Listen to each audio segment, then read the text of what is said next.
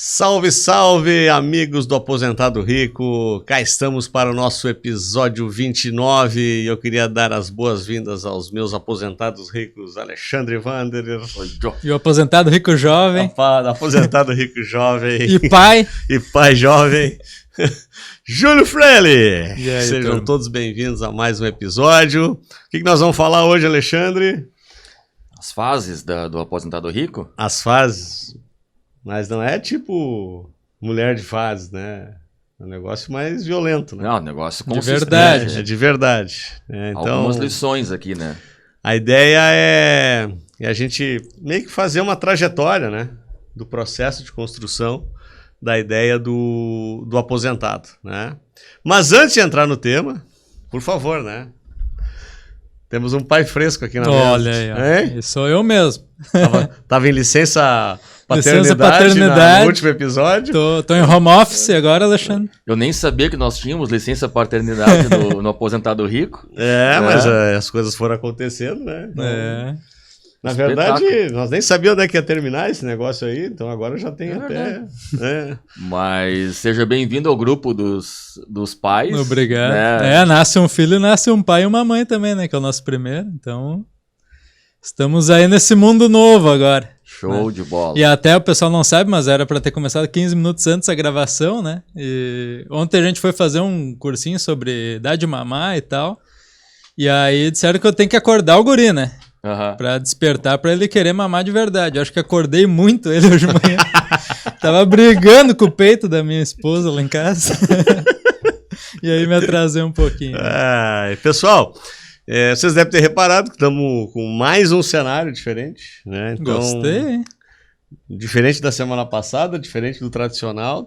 Então a ideia é a seguinte, a gente vai dar uma mexida aqui, nos próximos episódios a gente vai explorar vários formatos. Então, e o pessoal vai poder escolher qual que gostou? Exatamente. Olha aí, ó. Aí depois a gente bota em votação qual é o formato que o pessoal mais gostou e a gente daí segue o resto do ano. É interativo, né? Ou então até pode votar pra gente ficar mudando o cenário.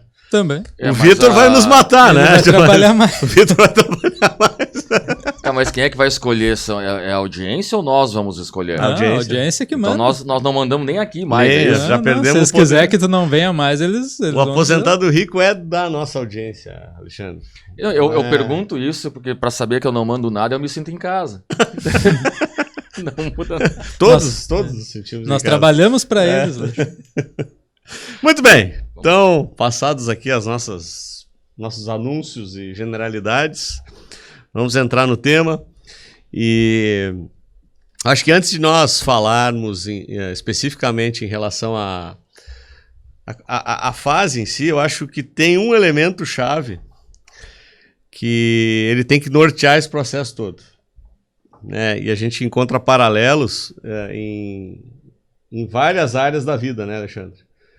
Eu acho que o esporte acho que é talvez o paralelo mais elucidativo em relação ao que eu quero falar, que se chama consistência. Né? Tu me falava nos bastidores aqui do Dan Ramsey, né?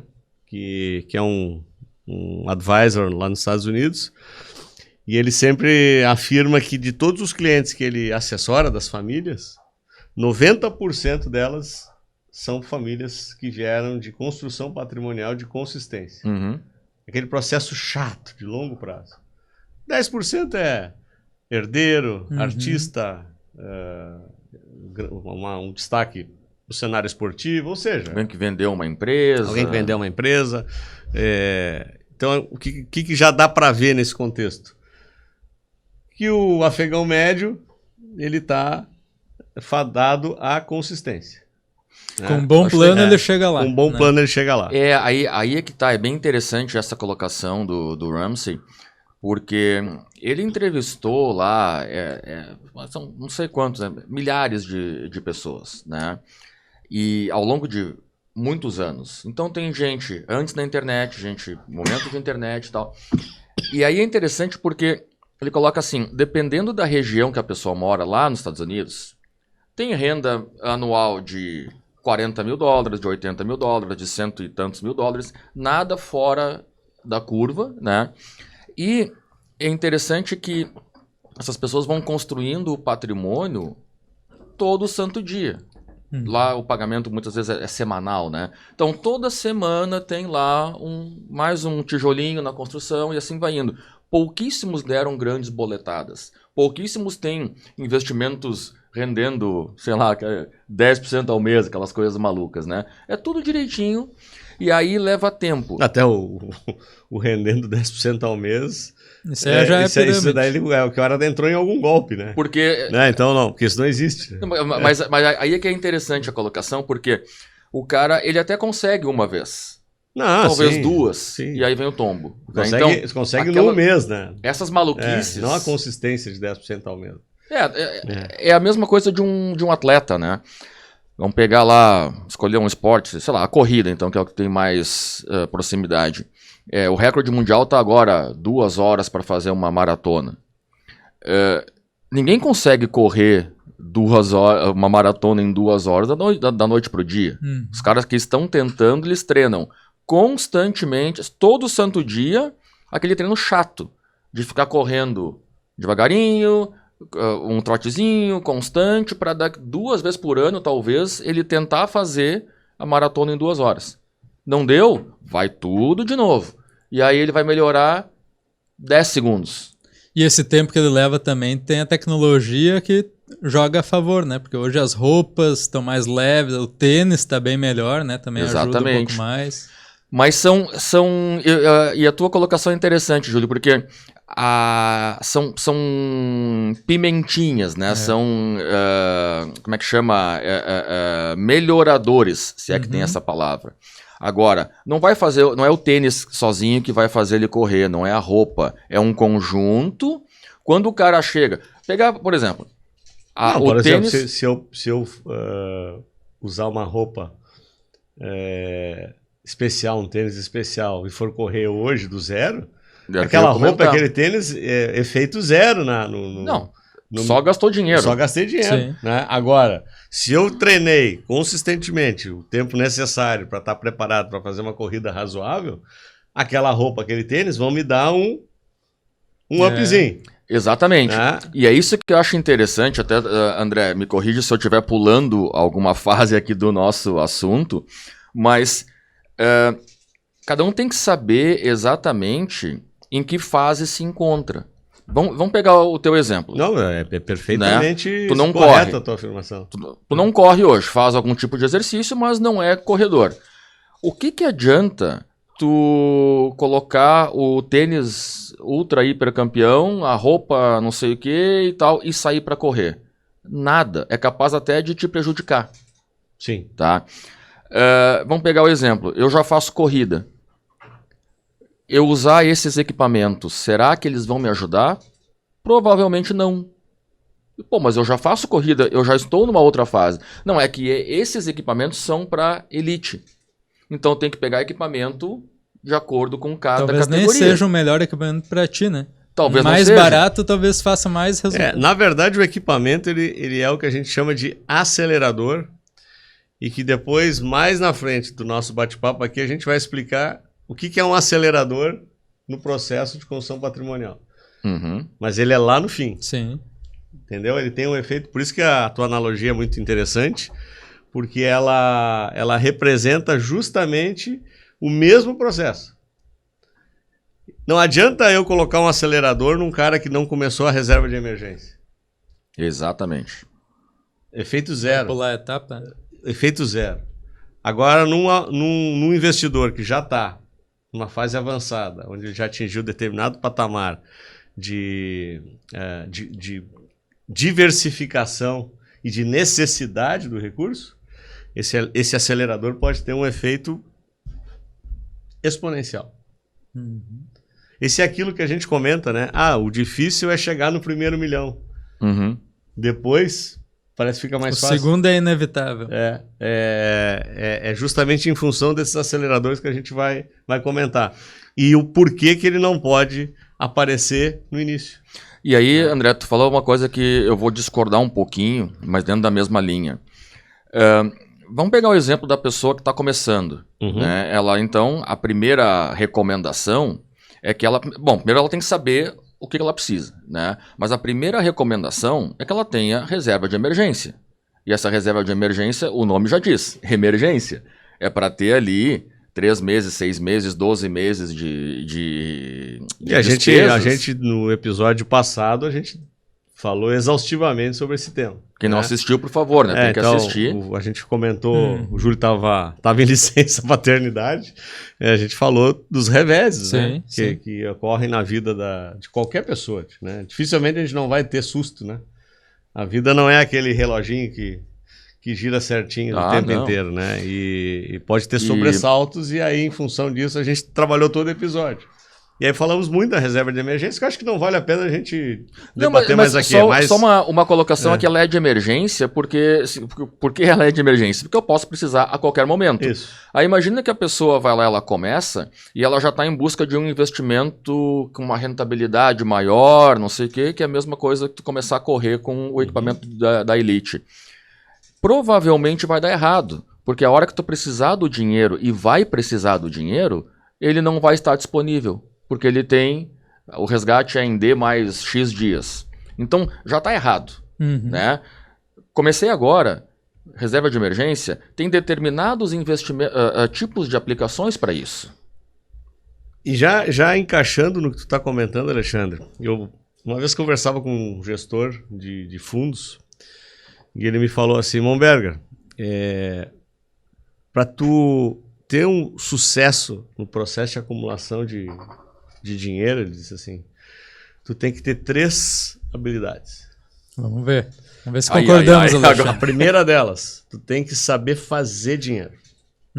Né? Eu gosto mais desse termo, fazer dinheiro, do que ganhar dinheiro. Tu tem que ter habilidades de fazer dinheiro. O que é fazer dinheiro? Pode ser aquele exemplo dos quadrantes que a gente já apresentou no episódio passado, na aula do Kiyosaki. Pode ser empregado, receber salário. Tá fazendo dinheiro, tá trocando teu tempo por um salário. Pode ser um empreendedor. Tu pode ser um pequeno empresário, um grande empresário. Tu pode ter um negócio, enfim. É um trabalho que vai te gerar o dinheiro. Então, tu faz dinheiro. Segunda habilidade. Tu tem que aprender a guardar dinheiro. Né? Então, primeiro tu faz, aí tem que aprender a guardar. Princípio do homem mais rico da Babilônia. Ou seja, a gente não está falando nenhuma novidade aqui, né? Gastar menos do que ganha. Conhecimento está disponível há séculos para a humanidade. E o terceiro, tu tem que saber investir esse dinheiro. E aí o que acontece muitas vezes lá no nosso negócio? E o Júlio não vai me deixar mentir sozinho aqui. Chegam pessoas, muitas vezes, com determinada quantidade de recurso, que ainda não ultrapassou determinadas fases. Então, cara, vou te dar um exemplo. A pessoa chega lá com 100 mil reais para fazer um investimento. Não é que seja pouco dinheiro, mas é um recurso que não é o suficiente para tu viver disso.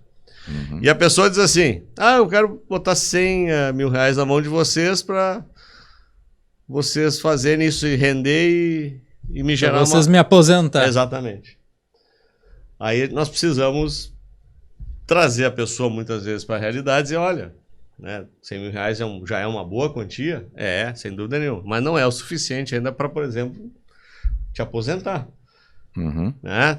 Precisa um pouco mais, do ponto de vista de geração de receita passiva.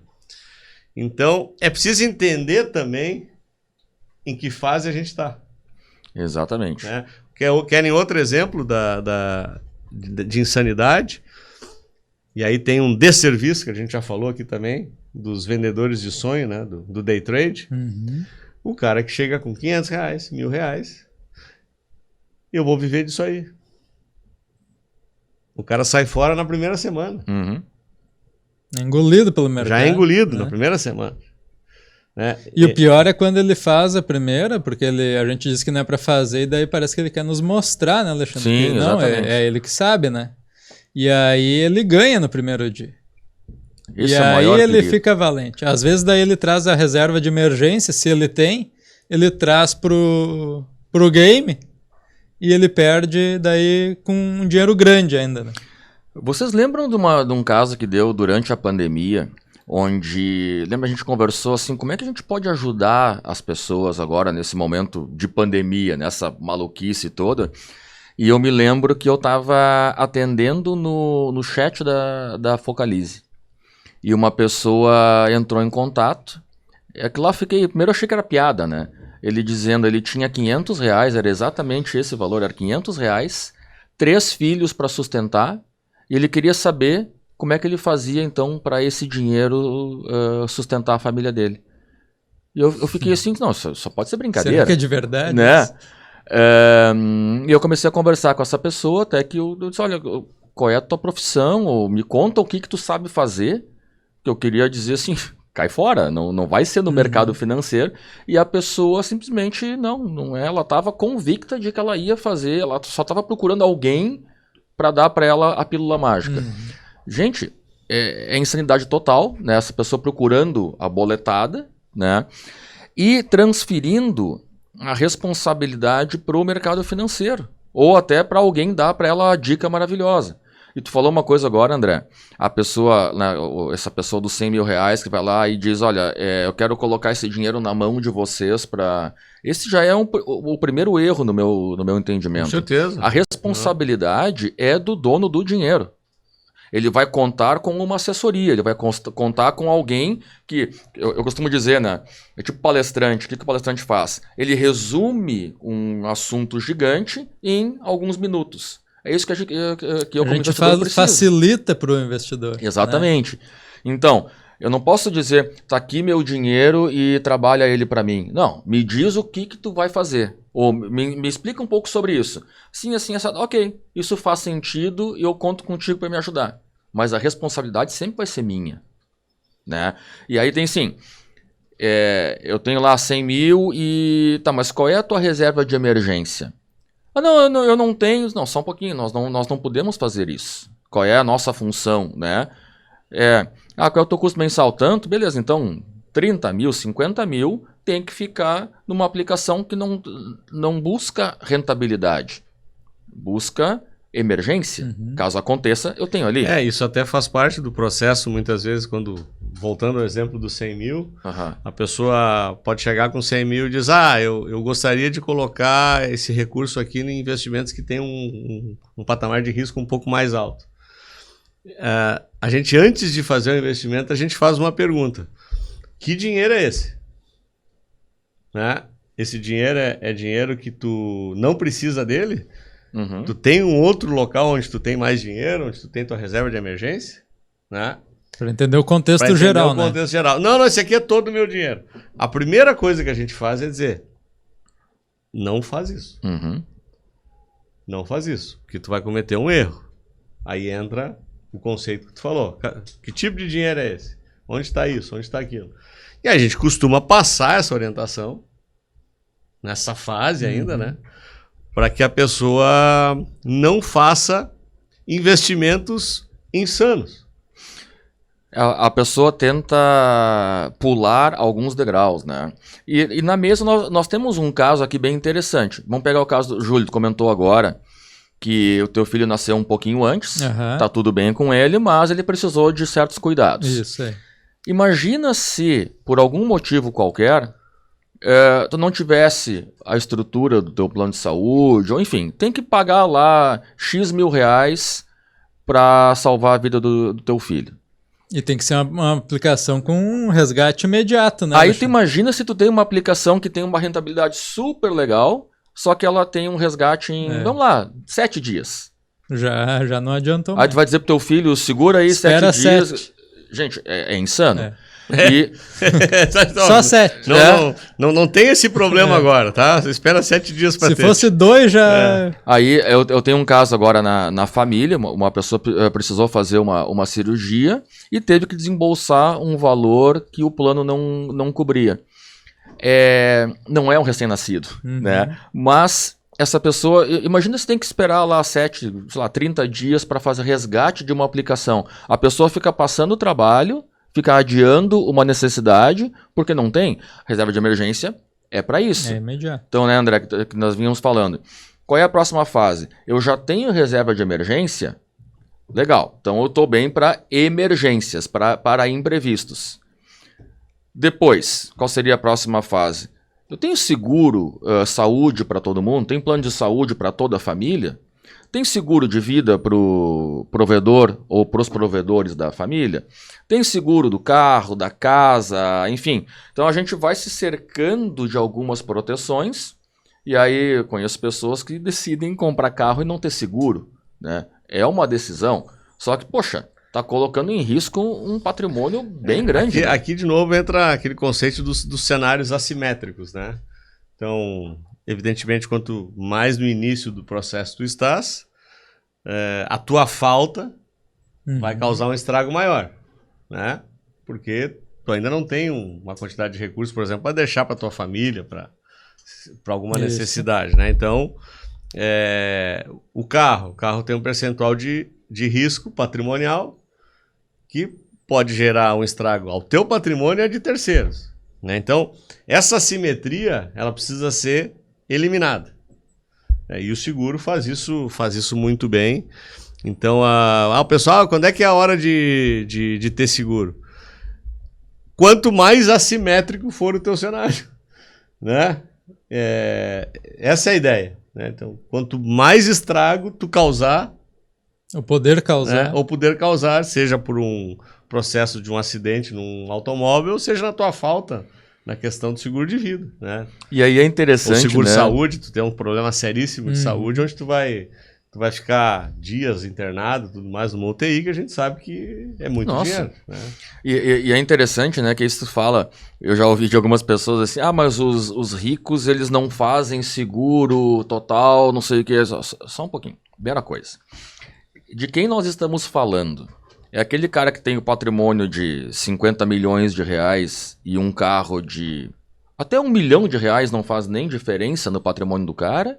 E que esse carro às vezes fica mais tempo na garagem, ele só sai final de semana na praia. Né? É uma situação, assim, quando ele vai em algum lugar à noite, por exemplo, ele provavelmente tem um lugarzinho específico pro carro e tal. E é um carro que muitas vezes não é tão visado para roubo. Alguém vai roubar um carro desse aí. E outra, isso é cálculo, né, Alexandre? E rico sabe fazer conta. Tem um cálculo hoje de atuarial que a partir do 7º carro tu não precisa fazer seguro. Nossa, eu não sabia. Se eu tiver 7 carros, se tiver 7 carros, não, tu não faz de nenhum. De nenhum deles? De nenhum deles. Porque tu vai rodar tão pouco. Porque o cálculo de risco, estatisticamente falando, é menor o dinheiro que tu vai desembolsar fazendo seguro desses 7 carros do que o risco que tu tem com algum deles. Entendi, faz sentido. Então daí o rico não faz seguro. O rico não faz seguro porque em primeiro lugar, porque ele sabe fazer conta, né? E porque ele tem como bancar aquele estrago. A assimetria dele é completamente diferente de um cara que comprou o primeiro carro e, sei lá, um carro de 100 mil, que se causar um estrago num terceiro ou nele mesmo, vai ser muito maior. Então, assim, rico não faz seguro, então também não vou fazer. Pô, tu entendeu o contexto do rico? Por que ele não faz seguro? E no começo o rico fazia seguro, né? No começo ele fazia. Claro, é a mesma coisa. Quando ele tinha um carro, então ele fazia. Então tu tá querendo imitar ele agora, que tu tem um, ele tem 7. Às vezes acontece assim, as pessoas vão lá e... Agora eu vou fazer a dieta do... Quem? Do Arnold Schwarzenegger. Vou virar uma bola. A que ele tá fazendo agora, né? Sabe? Ou então, eu vou começar a correr e eu fui na loja e aí eu vi lá o anúncio o tênis Ultra Hiper da maratona e tal, e eu vou começar a usar ele.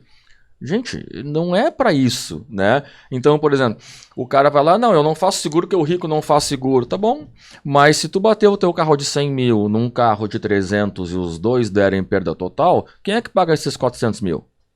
Primeiro tu vai ficar sem carro. O bispo, né?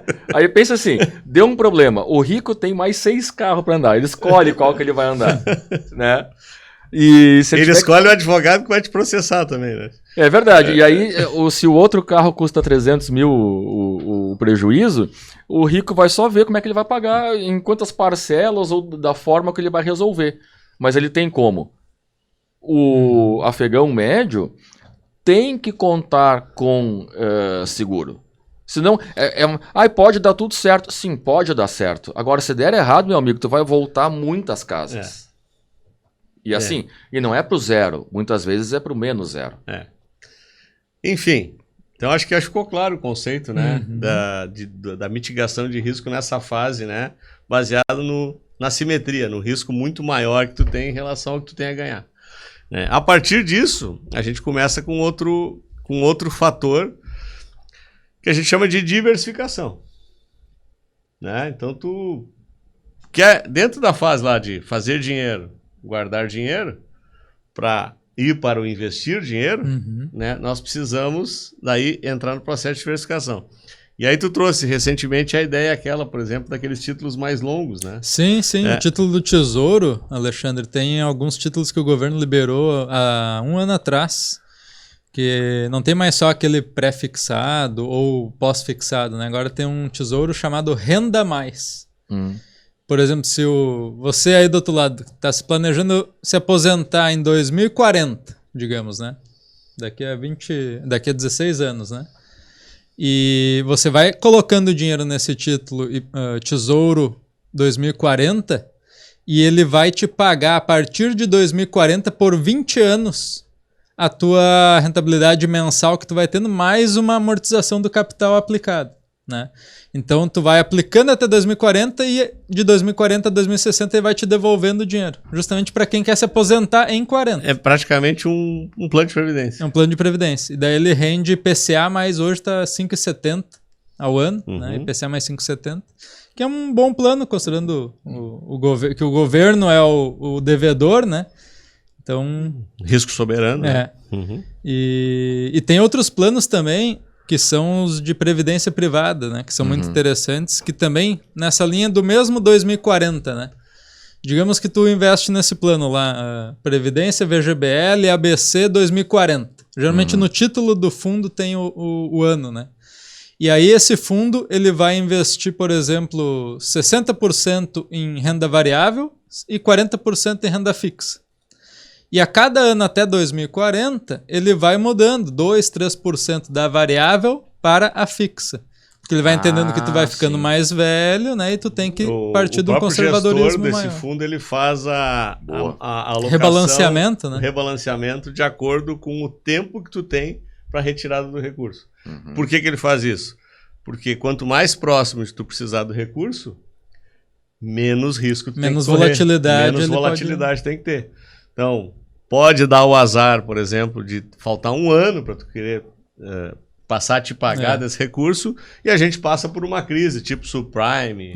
Imagina que tem tudo em ações e daí todo o teu plano... O teu plano, naquele momento, tu vai ter que postergar ele. Né? Então, o próprio gestor vai fazendo de forma que o impacto de qualquer crise que não está no radar seja mitigado ali também, né, nesse processo. Né? Fora que previdência privada tem aquele benefício de tu não ter o come-cota semestral, né? Então eu acho que o processo sucessório da previdência também, eu acho que ele é interessante, porque ele não cai em inventário. Então, em certa medida, obviamente não tem o mesmo efeito de um seguro, mas ele já atenua a tua falta. Porque é um recurso que cai para a família imediatamente, sem precisar de nenhum processo, de nenhum advogado, de nada. É rápido, né? Ele cai. Então, eu acho que a partir da reserva de emergência e do seguro, eu acho que o próximo elemento seria a previdência, né? Que seria... E aí com uma visão de consistência e longo prazo, né? Tipo assim... Devagar e sempre. E hoje tem muitos fundos muito bons de previdência, né? Eu tenho previdência, o Momberto tem previdência, então... E o legal da previdência hoje em dia é que tu pode fazer a portabilidade entre fundos, né? Então agora eu acho que a economia vai para esse lado. Coloco num fundo lá, hoje a gente está usando mais os multimercados, né? No ambiente atual econômico. Daqui a 1 ano acho que vai ser legal ir mais para ações. Dá para ficar mudando, né? Uma carência ali de 60 dias para fazer. Para quem não quiser se preocupar com isso, esses fundos rebalanceados fazem esse trabalho e taca a ficha. Aí esquece, só vai aportando. Exatamente, né? Então, e aí nós passamos, né? Evoluímos de fase de novo. Né? Então a gente começa a ter já um poder de diversificação. E aí a gente pode começar a colocar um pouquinho mais de risco no meio do processo.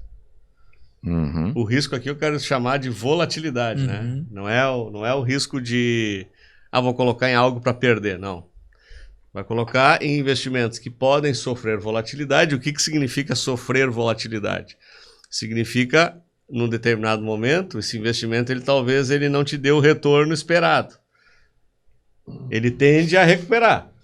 Maior exemplo, ações. Sim. Né? Então, ações, nenhuma ação sobe o tempo inteiro. É renda variável, né? Renda variável, né? Então, vai ter determinados momentos que vai ter uma correção de mercado, vai ter determinados momentos que a empresa vai estar numa fase não tão boa e aí vai penalizar o preço da ação. A gente não sabe isso. Isso é futuro, né? Mas, historicamente, tu pega qualquer estudo em relação a investimento consistente em ações, tu com boas empresas, que tem bom histórico, evidente, eu não sei escolher empresa. De novo, entra o papel do assessor. Isso, né? estamos aqui para isso. Vai te dar uma orientação para isso. Agora, tem uma questão interessante, André, que é um ponto bem particular meu, não inventei nada, eu sigo uma linha, né? Que eu vejo assim, dentro dessa consistência, vamos lá, o plano do aposentado rico, ele é uma maratona, né? Não é coisa de meia dúzia de meses ou semanas, nós estamos falando de anos, dezenas de anos. Então eu tenho... Na verdade, o que nós estamos falando hoje, tá? Não é que o plano do aposentado rico seja uma maratona. A pessoa pode, aquilo que a gente já falou, daqui a pouco tu é um artista e tu acelerou através do teu talento, tu é um jogador de futebol. Mas é a minoria, né? Tu teve uma ideia brilhante, tu colocou em prática numa empresa, essa empresa deu certo, tu acelerou em um curto espaço de tempo e tu... Né? Ou tá num ramo que engrenou agora, tu tá ganhando como tu nunca ganhou. Então, assim, tu tem N caminhos do aposentado rico, sob o ponto de vista de dinheiro. E tudo dá para calcular o tempo. Tudo dá para calcular o tempo. O que nós nos preocupamos em falar hoje é do afegão médio. Das pessoas, eu não boletei, eu não vendi uma empresa, não tive uma grande ideia, eu não tenho talento artístico, eu não tenho talento esportivo, não sou herdeiro, não casei com pessoa rica. Não ganhei na Mega Sena. Não ganhei na Mega Sena, ou seja, eu tô falando do cara que vai fazer dinheiro, guardar dinheiro e vai investir dinheiro. Exatamente. Que dá certo também. O que eu quis dizer, André... Tá fadada a dar certo. Tá fadada a dar certo. Então, o que eu quis dizer, assim, o plano do aposentado rico, a priori, ele é de longo prazo. Existem alguns pontos fora da curva, sim. Mas dificilmente o afegão médio ele vai se enquadrar nisso. Então, tem o artista, tem o herdeiro, tem... Mas normalmente leva tempo. O que eu queria dizer? Nesse leva tempo... Mas vamos lá, eu identifiquei que, vamos supor que eu queira investir diretamente em algumas empresas. Gostei de meia dúzia de empresas. Como eu vou saber se é o ponto certo de entrar ou não? Eu vou avaliar que banco, sei lá, Bradesco. Eu tenho capacidade de identificar se é o momento exato de comprar? É claro que não. Eu vou ler o balanço, aquela coisa chata e tal, talvez até faça. Mas se eu comprar todo santo mês ou toda santa semana, eu comprar lá tantas ações daquela empresa que eu gostei, provavelmente eu vou ter bons resultados ao longo dos anos. Muitas vezes até melhor do que o cara que tentou acertar topos, fundos. Tem um nome técnico que se usa para isso que tu está falando, chamado buy and hold. Isso. Né? Só compra. Compra e segura. Compra e segura. Porque se tu pegar na curva de longo prazo, a tendência é ascendente. Né? E aí entra assim... Se a empresa for boa, né? Então, por exemplo, pega um setor bancário dos grandes bancos no Brasil, fazem 60 anos que é ascendente. Sim. Né? Então, Mas até falando da principal do Brasil, a Petrobras, né? Hoje está no maior nível da história. Então, também apesar de ter passado por um período bastante complicado ali na época do governo da Dilma, do Petrolão, aquela coisa toda, a Petrobras, até o pessoal estava, será que a Petrobras vai quebrar, né? Não sei se tu lembra, né? Ela Sim, chegou a R$4, né? Aí tinha uma brincadeira que dizia assim, quem é que vai chegar em 4 primeiro? A gasolina, o dólar ou a Petrobras, né? Ou a popularidade da Dilma. Mas aqui... A popularidade tinha ainda essa também. Mas aqui tem uma coisa interessante, né, que eu queria colocar assim. Quanto que chegou a Petrobras antes de chegar a 4? Tava 32? 30. Não, mais. Ela chegou a bater R$50. Mas o preço atualizado com não, mas agora... Não, hoje se colocar todos os dividendos distribuídos, a Petrobras já estaria acima de R$100 hoje. Mas vamos lá. Ela foi de 40 a 4, só para pegar números bem... Né? O cara que ele vinha comprando, sei lá, consistentemente todo mês, ele comprou a 40, ele comprou, sei lá, 100 ações. Quando ele comprou a 4, ele comprou 1.000 ações. Então a queda até ajudou ele. Né? O que eu quero dizer? Aí tem o conceito do buy and hold, né? Mas o que eu quero dizer? Tu tem que ficar sempre comprando, sempre fazendo aquela coisa chata. Que não é muito mais legal ficar olhando para a oscilação de cotação. Tentar acertar, né? Eu calculo quanto que eu tenho e tal. Mas isso não vai me levar mais longe. Provavelmente vai me tirar algum tempo. E vai te dar muito mais trabalho. E vai dar trabalho e vai me colocar para tomar decisões erradas muitas vezes. E eu vou te dar um outro exemplo que aconteceu comigo. O Júlio estava junto nessa reunião, inclusive. Que eu estabeleci que eu queria ter um percentual de criptomoedas na carteira. O Júlio também tem, acho que tu deve ter também. É um percentual pequeno, né? Pela simetria de risco, né? Mas eu achei que eu devia ter algo de criptomoedas. E eu acabei utilizando um veículo chamado Hash 11, uma ETF. Que é uma ETF que tem disponível na B3, que é uma cesta, onde tem 80% de Bitcoin, 15% de Ethereum e mais uma cesta de 20 moedas menores, né? Que é para dar aquela pimenta no meio do processo. E eu lembro que quando estava ali perto de 60 mil Bitcoin, quando caiu a 38, 37, eu achei, pô, esse recuo tá interessante. E eu comprei a quantidade de hash que eu queria ter na minha carteira. Tu fez uma compra só? Uma compra só. Tá.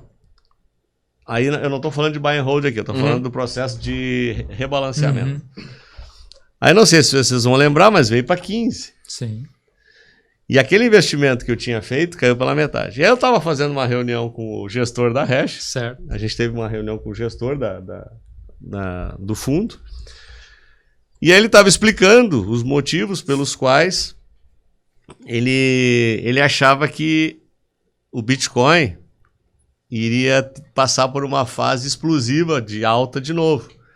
Já tinha reagido, tá? Tinha vindo de 15 para... Já estava ali 25, 26, quando a gente fez a reunião.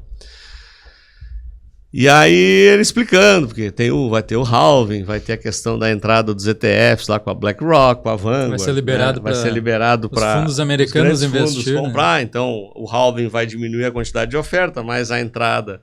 Então qualquer primeiro semestre de economia, o cara entende que vai ter mais oferta-demanda acaba levando os preços para cima. E aí eu comentei com ele, eu disse, tu sabe que quando estava em 30 e poucos, eu coloquei. Mas eu não vendi minha posição. Daí o gestor me fez uma pergunta que eu fiquei com vergonha. Dizer assim, e quando bateu em 15, tu rebalanceou? E eu, não. Que aquele percentual que tu tinha comprado já era menor agora na tua carteira. Tinha caído pela metade. Tinha caído pela metade. Eu tomei uma puxada de orelha do gestor de algo que eu sei fazer. Sim. Que a gente ensina. Que eu ensino a fazer e eu não fiz para mim mesmo. Né? Eu tenho que chegar um gestor de um fundo, chegar e me puxar a orelha e dizer assim, cara, por que tu não fez? Por quê? Porque esse é o processo. Né? Se eu tivesse rebalanceado, hoje já está em 35 de novo. Já está no lucro? Não. Né? Pelo critério de rebalanceamento, eu já teria que estar vendendo de novo. Porque aquela parcela que eu ia ter comprado a 15... já ia ter feito passar o percentual. Sim, né? Quando subiu já passou. Quando subiu. Aqui é interessante, né? Eu vou abrir um parênteses. Olha como eu trouxe primeiro. Eu defendo sempre, independente do nível da pessoa, ela tem que ter um mentor. Seja um mentor pago, seja um mentor, um familiar, um amigo, tem que ter alguém para puxar a orelha às vezes, porque tá dentro do jogo, né? Por que um time de futebol tem técnico? Aí é um time, mas por que um tenista tem técnico? Porque o cara tá vendo coisas de fora. Ele precisa ter um técnico. Sim. Tira o técnico do Federer, que não joga mais, mas, né? Então, primeira coisa. Segundo, o simples fato, né? Olha que interessante, tu tirar a complexidade do negócio, só o balanceamento é a coisa mais simples do mundo. E existem muitas críticas. Só o fato de rebalancear vai te colocar num caminho ascendente. Dificilmente vai te tirar dinheiro. É que tem como ganhar mais. Até tem, mas é mais complexo. E aqui eu acho que é uma coisa interessante. Eu ouvi um podcast essa semana passada, do Thales Gomes com o Wesley Delanogari. Eu nunca sei dizer o nome dele. É do G4 Educação. Muito interessante a colocação. Wesley, nós já falamos sobre ele aqui. Eu lembro. É um neurocientista. Ele colocou o seguinte. O segredo do sucesso da maioria das pessoas, tirando os pontos fora da curva, é consistência. Que a gente acabou de falar. O que ele colocou? Olha que interessante. Se fizer um time-lapse da vida de um executivo, aqueles caras foda mesmo, que ganham 15, 20 milhões por ano. Se fizer um time-lapse de um grande esportista, ele colocou assim, tu filma a vida desse cara, faz um filme, e aí põe alguém para assistir. Ele disse, eu duvido que a pessoa dure mais do que poucos minutos assistindo, ela vai dormir. Porque é chato. Pega o cara, o executivo, todo santo dia, acorda tal hora, faz a mesma reunião, vê a mesma planilha, fala com as mesmas pessoas e resolve os mesmos tipo de problema. O que é o esportista? Sei lá, o nadador. Entra na piscina, nada X horas, X minutos, horas, não sei o que, sai, faz não sei o que, faz musculação, faz aquilo, faz massagem, vai dormir outro dia. Tudo é igual. E 2, 3 vezes por ano, o executivo até tem que apresentar resultados a cada trimestre, talvez. Trabalha tudo igual, aquela coisa chata, para uma vez a cada 3 meses apresentar resultado. O esportista a mesma coisa. Então... Se tu pega o exemplo, por exemplo, tu falou do nadador, a gente teve a oportunidade de assistir uma palestra do Michael Phelps aquela vez. O Phelps, que é indiscutível, um dos maiores nadadores da história...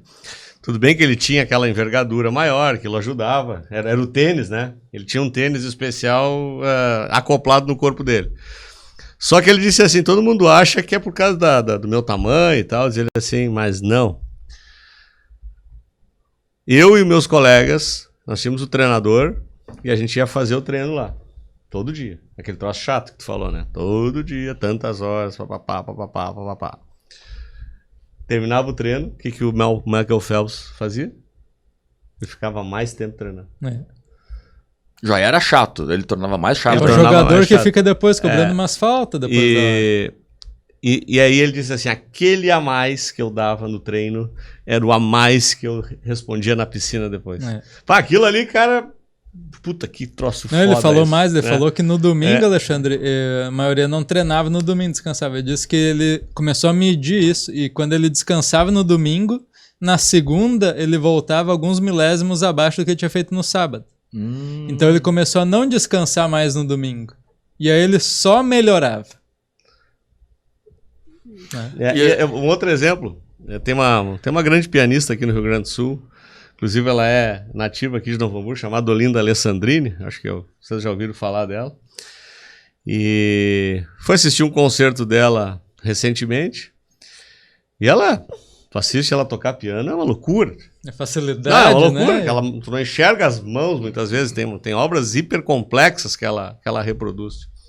E a minha filha estudava piano e tal. E aí um dia terminou o recital e a gente foi lá cumprimentá-la e tudo mais. E aí minha filha perguntou para ela, como é que faz para tocar piano desse jeito? Sabe o que ela respondeu? 8 horas de treino diário, todos os dias. Durante uma vida inteira. Aí ela tem uma performance absolutamente brilhante no palco. Depois de 8 horas treinando no piano todos os dias.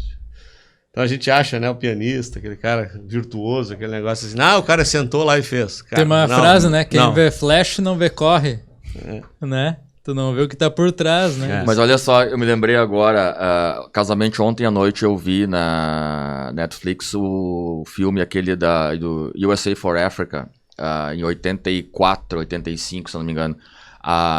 Vários artistas gravaram aquela música, We Are The World, e daí, olha só, é bem interessante assistir a quantidade de desafios que a gente vê, né, Julinei falou agora, nós vemos só a música pronta. Aí eles tiveram que reunir as maiores estrelas da atualidade, e ainda são muitos, Bob Dylan, Bruce Springsteen, Tina Turner, Kenny Rogers e outros mais, Michael Jackson, só estrelas, Cyndi Lauper também, aí egos inflados, cheios de manias e tal, eles tinham que fazer com que essas pessoas estivessem no mesmo lugar, obedecendo posições certas, cantando do jeito que eles estavam falando e seguindo algumas regras para que funcionasse. Eles tinham uma noite só para fazer isso acontecer. Eles não tinham como reunir essa galera toda de novo, né? Tinha o Emmy, Grammy, não sei daqui, tinha Emmy sua lá. agenda, né? E aí eles aproveitaram para fazer aquela ali. O que acontece? A gravação, gente, é uma música de 3, 4 minutos. Pelo que eu me lembro dos horários, eles começaram tipo 9, 10 da noite depois do evento lá, e era 4 horas da manhã e a coisa estava acontecendo ainda.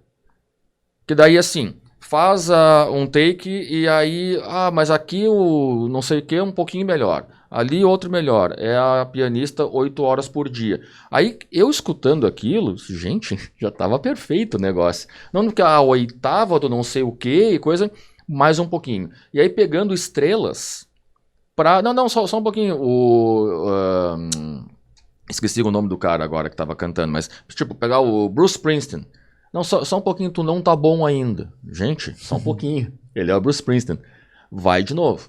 E vai de novo, e vai de novo, até que funciona. Então os caras ficaram, sei lá, meia dúzia de horas para gravar uma música, sendo que a primeira versão já era excelente, né?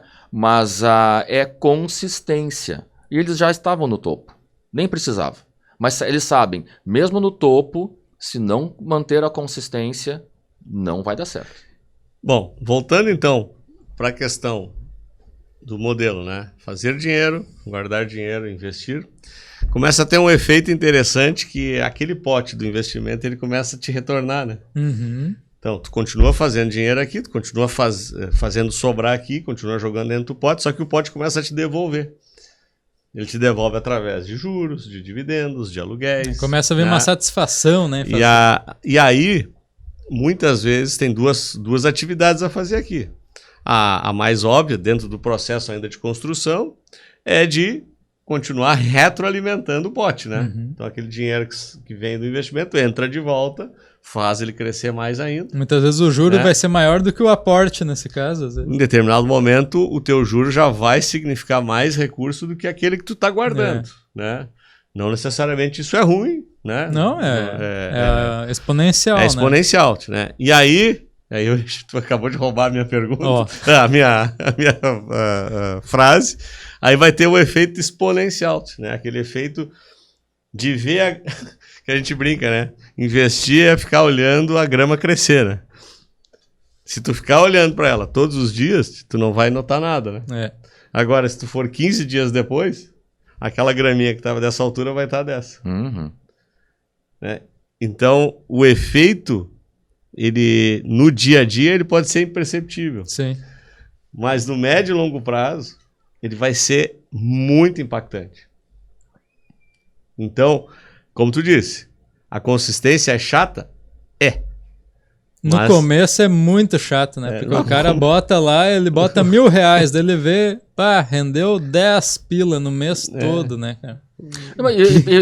E pega esse exemplo da grama, né? A cada 15, 30 dias que a gente vê alguma diferença. Mas eu tenho que todo dia ficar lá parado com a mangueira e molhando tirando que tenha os automáticos, tá? Sim. Vamos pegar o automático já é o juro, né? Já é o juro. Já é o juro. Afegão médio não tem o automático. O afegão médio vai lá, com a mangueira e fica ali vários minutos fazendo uma coisa chata pra dedéu e não vê nada acontecendo. E aí outro dia ele vai de novo. Mas ele sabe que se ele não fizer isso, a grama vai morrer. Mas aí tem uma coisa, Júlio. E já tô atrapalhando aqui a tua fala, André, mas imagina se o cara vai lá, como ele sempre, mede... né? Como sempre. O André já tá aqui, né? Como sempre eu vi que ele já tá pensando no negócio pra falar. Imagina que eu vou lá e meço a grama, daí eu vou lá, fico meia hora molhando e eu vou medir de novo. Gente, não vai dar. Fiquei uma hora em pé e cresceu nem 1 milímetro. Né? Daí sim. Não vai dar certo, gente. Isso é mentira, esse negócio que a grama cresce. O que eu vou fazer amanhã? Vou vir de novo aqui fazer isso. Eu acho que é justamente isso que tu falou, né, Júlio? Eu coloco X reais, coloco R$1.000. Aí no final do mês, o mês inteiro, tem R$10. Se render bem, tem R$10. Gente, é um café, não no aeroporto, né? Não. Pra quê? Eu podia ter gasto esse dinheiro. Então tem que ter um cuidado muito com essa consistência e a expectativa do que a gente está falando. Uhum. A grama não vai crescer meio metro em 10 dias. Bem pelo contrário. Mas eu tenho que ficar cuidando dela. Se eu não cuidar, não vai crescer nada. Bom, vamos lá, a gente já está avançando. A gente já está avançando, né? A gente começou lá com reserva de emergência, processo de seguros, previdência, diversificação de carteira, alocação, rebalanceamento. Uhum. A gente foi evoluindo aqui no processo, né? Mas sempre tendo em mente fazer dinheiro, guardar dinheiro e investir. Uhum. Essa tem que ser a Guardar linha mestra. Guarda essas 3 palavras. De novo, né? Fazer dinheiro, guardar dinheiro, investir dinheiro. Então, estamos combinados, tá dando certo isso aqui.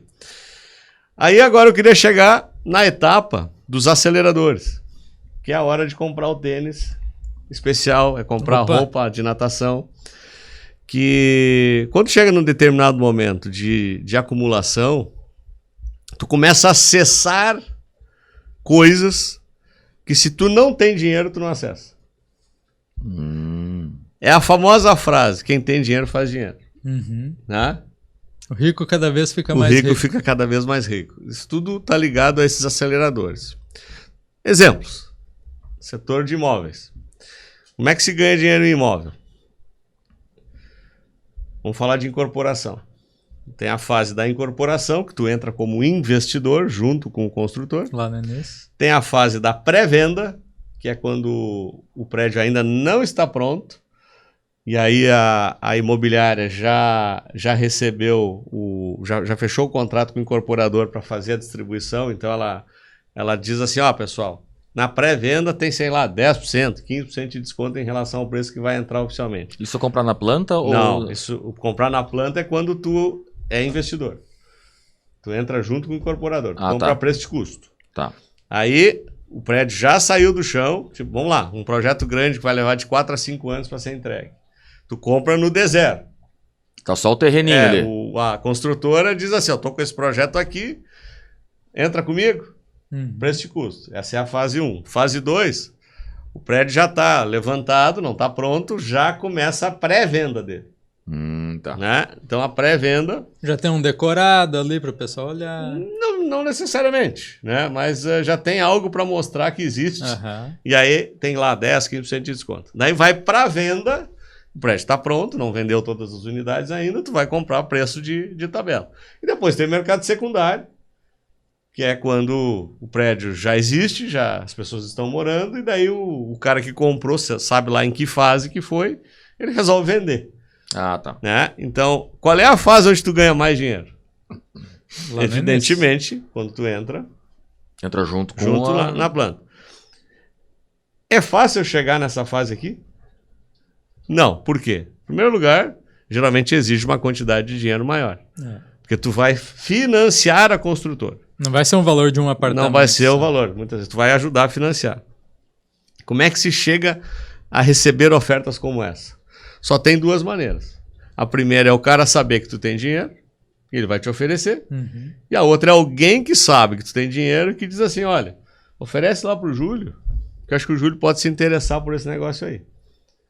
Então tem aquela falácia muitas vezes que diz assim, não é bom saber que tu tá indo bem. Não espalhe. Não espalhe. Isso é uma bobagem. Porque se as pessoas sabem que tá indo bem, elas vão te oferecer coisas. Sim. Pode ser coisas que não sejam tão boas. Tu vai avaliar. Tu vai avaliar, mas dentro das coisas que te oferecem, algumas coisas podem ser interessantes. Né? Então, é um processo de aceleração. Por que é importante tu chegar numa determinada etapa lá no potinho do investimento que já está retroalimentando, que muitas vezes tu já está ganhando mais aqui do que tu precisa?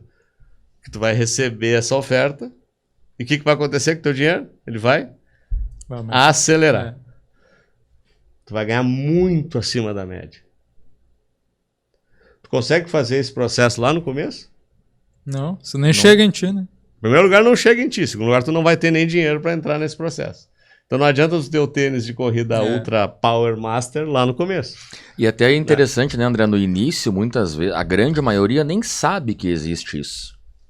Né? Então eu não sei que existe, muito menos estou qualificado para isso, né? Outro exemplo de acelerador.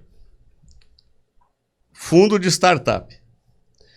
Ou aceleradora de startup. O que significa isso? Significa tu entrar com um grupo de investidores que avaliam empresas que estão muitas vezes no começo da atividade, mas tem algo que é promissor.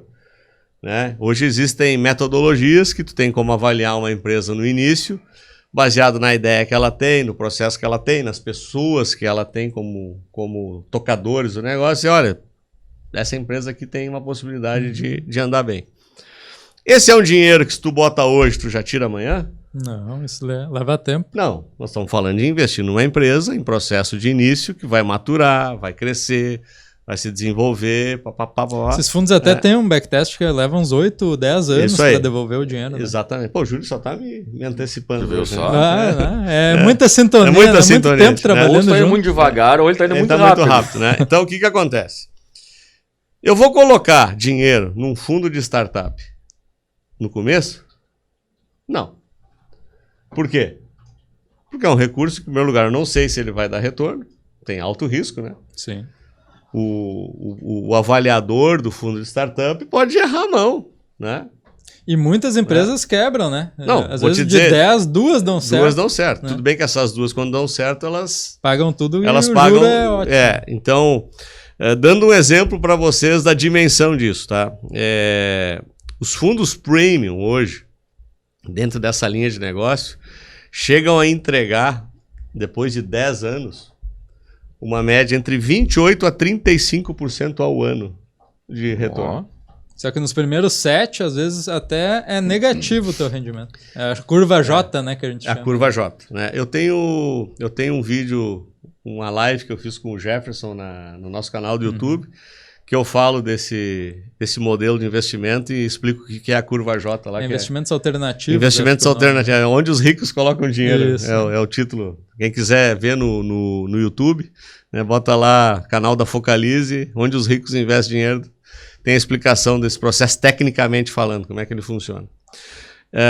Então, se tu ganha, depois de um determinado período, 25% a 35% ao ano, é ou não é um acelerador? Bah. É um foguete. É um foguete, né? Quando tu passa a acessar esse tipo de investimento? Depois que tu passou a arrebentação, né? E aí é aquela história, né? O cara, daqui a pouco tu diz assim, demora para chegar no primeiro milhão, né? Para fazer o segundo é muito mais rápido, para dobrar do segundo para os 4 é mais rápido. Sim.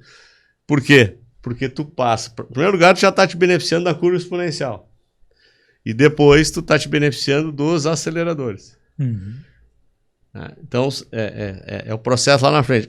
Mas eu já queria acessar o acelerador agora. Em que fase tu tá? Né? Pega o Michael Phelps e coloca ele no início lá para ele bater os recordes e ganhar as medalhas que ele ganhou. Só ia dar problema. O Michael Phelps, ele teve que construir aos pouquinhos. E só que o pouquinho dele foi um pouco mais rápido que o normal. Mas... não dá, né? Tem que ser. Então, o investimento em startups é interessante, muito interessante. desde que eu esteja na fase correta. Não adianta pegar o iniciante já ir para essa startup e também o cara que já está mais avançado e ficar parado no fundo de emergência, na reserva de emergência. Não faz sentido. Muito bem colocado, Alexandre. Assim, ó, eu acho que estava faltando esse fechamento que tu acabou de dar aí. É a visão contrária, né? Essa é aquele efeito que a gente ficou abismado quando a XP nos apresentou a quantidade de milionários com dinheiro na poupança. É inacreditável. É inacreditável. Tem gente com 10 milhões na poupança. Que esse cara tá pensando? Isso é inacreditável. Isso é o cara que ficou parado na fase 1 a vida inteira. É o Michael Phelps nadando na piscina do clube. E não é aqui, não me interpretem mal do tipo assim, o cara fez errado, mas o cara juntou 10 milhões. Cara, ele podia ter juntado 50 milhões. Se ele tivesse feito da forma correta. Ele podia ter ajudado mais pessoas, tipo assim, exemplo. Ele... não, mas eu só queria 10. Cara, doa os 40 milhões a mais que tu ia fazer. Exatamente. Né? Na hora de botar o tênis bom lá, ele não quis saber. Não quis saber. Correndo de chinelo. Continuou correndo de chinelo. Correu. Mas poderia ter ajudado tanta gente nessa... Não, podia ter treinado outras pessoas. Né? Então, tem o outro lado também. Então, não adianta querer acelerar o processo no início, onde está errado, e não adianta tu ficar na fase 1 lá na frente. Tudo no seu tempo. Tudo no seu tempo. Então, de novo, é processo, é consistência, é tempo. Né? Esses elementos todos juntos vão te levar certamente lá na frente a dar certo. Né? Com certeza.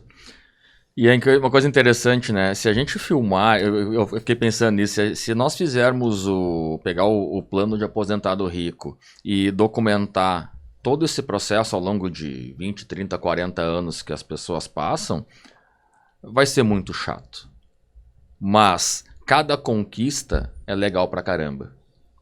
Então é interessante, né? Assim, esse processo faz parte. É acordar todo dia cedo, trabalhar, terminar o dia e dormir. Né? Eu acho que eu só queria ainda acrescentar para nós não se prender só na questão do dinheiro, né?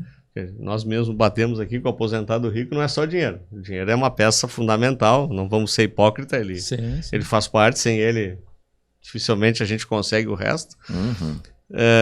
Mas nesta jornada chata, né, que a gente fala do processo de acumulação, tu tem que acrescentar os outros elementos da experiência no meio. É verdade. Né? Tu tem que viver junto. Né? Muitas vezes, eu vou ser disciplinado, eu vou popar para chegar mais rápido lá. Não.